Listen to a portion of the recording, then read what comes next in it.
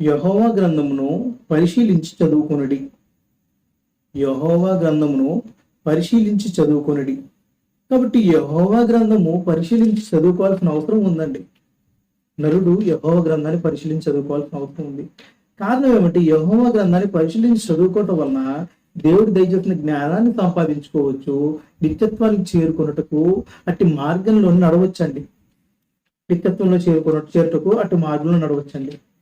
కాబట్టి యెహోవా గ్రంథాన్ని పరిశీలన చేసి చదువుకోకపోన కారణాన నరుడు ఏమైపోతున్నాడు అంటే భ్రష్టుడు అయిపోతున్నాడు. ఈ లోకానుసారమైన జీవితం జీవిస్తున్నాడు. ఈ సృష్టి గొప్పదని ఆలోచన చేస్తున్నాడే కానీ సృష్టి మాత్రం దేవుడి మాట వింటుంది. సృష్టి గొప్పది అని చెబుతున్న నరుడు మాత్రం దేవుడి మాట వినట్లేదండి.